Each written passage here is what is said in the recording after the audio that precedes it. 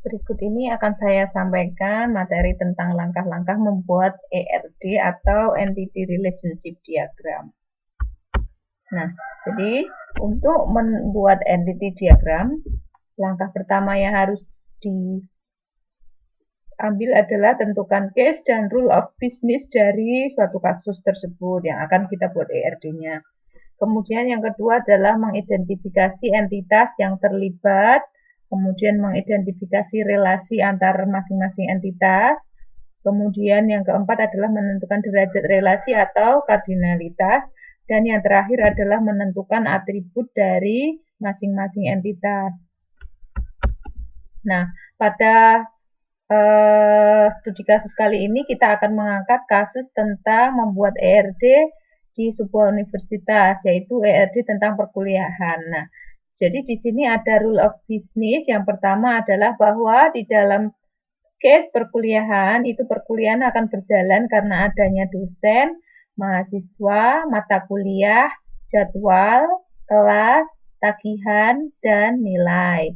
Nah, mahasiswa diperbolehkan mengambil KRS studi yang ingin diambil pada setiap semester. Kemudian, dosen bisa mengajar lebih dari satu mata kuliah.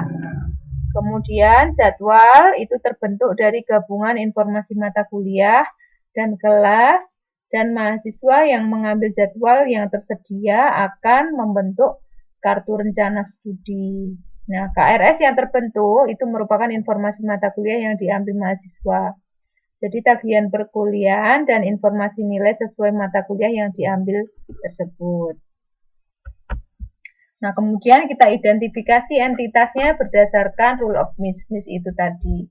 Jadi dari penjelasan rule of business kita dapatkan entitasnya adalah dosen, mahasiswa, mata kuliah, jadwal, kelas, tagihan, nilai, dan juga KRS atau kartu rencana studi.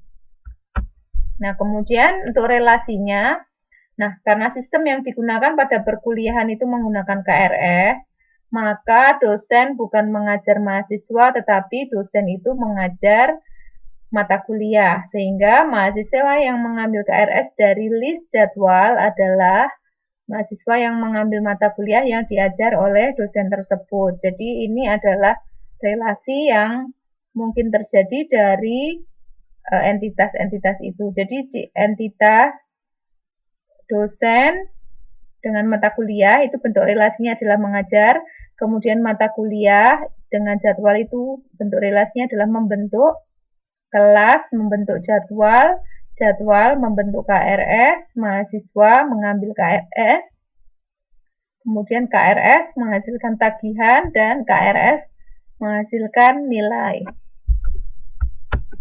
Nah, kemudian kita identifikasi kardinalitas. Nah, dosen itu bisa mengajar lebih dari satu mata kuliah, maka dosen dengan mata kuliah itu relasinya adalah one to many. Nah, kemudian banyak mata kuliah yang membentuk satu jadwal. Ini dikarenakan adanya mata kuliah yang berbeda di jadwal yang sama. Jadi, entitas mata kuliah dengan jadwal itu hubungannya adalah one to many atau many to one. Nah, kemudian sama seperti mata kuliah, hubungan kelas dengan jadwal itu adalah one to many. Nah, jadwal-jadwal yang terbentuk tadi akan terbagi menjadi banyak ragam KRS yang diambil mahasiswa. Jadi, jadwal dengan KRS itu hubungannya adalah one to many.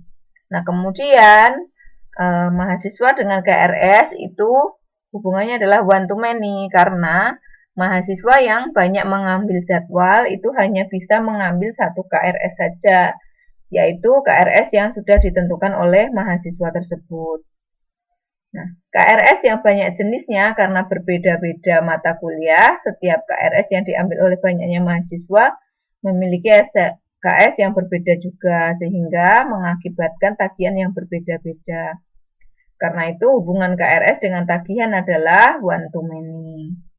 Kemudian KRS dengan nilai hubungannya adalah one to one. Karena setiap KRS dan setiap nilai itu memiliki value yang saling bergantungan. Nah, kemudian kita gambarkan entitas dan relationship dengan kardinalitas tadi menjadi bentuk diagram seperti ini. Jadi tadi dosen, hubungannya adalah dosen mengajar mata kuliah. Kemudian kelas membentuk jadwal. Mahasiswa mengambil KRS. Kemudian KRS menghasilkan tagihan. Mata kuliah membentuk jadwal, jadwal membentuk KRS. Nah, kemudian dari hubungan ini tadi, KRS menghasilkan nilai.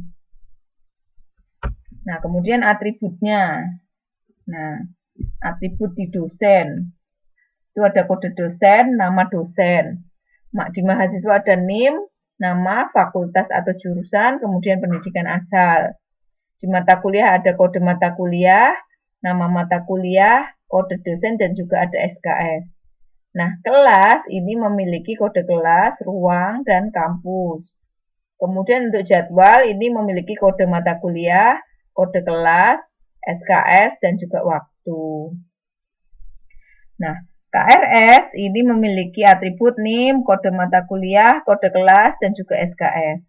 Kemudian tagihan memiliki atribut NIM, tanggal angsuran, jumlah membayar, dan jumlah tagihan. Kemudian dinilai, itu ada NIM, kode mata kuliah, nama mata kuliah, kode kelas, SKS, dan juga nilai. Nah, ini adalah hasil akhir dari ERD yang tadi. Nah, ini sudah lengkap dengan atribut-atributnya. Nah, di sini ada dosen, ini plus sudah ada atributnya. Nah, tetapi di sini masih ada yang kurang. Jadi setiap primary key, jadi ini primary key ditandai dengan warna merah. Nah, ini seharusnya dikasih garis bawah di bawah nama atribut. Oke, sekian penjelasan dari saya tentang ERD. Sampai jumpa pada video selanjutnya, pada materi selanjutnya. Terima kasih. Wassalamualaikum warahmatullahi wabarakatuh.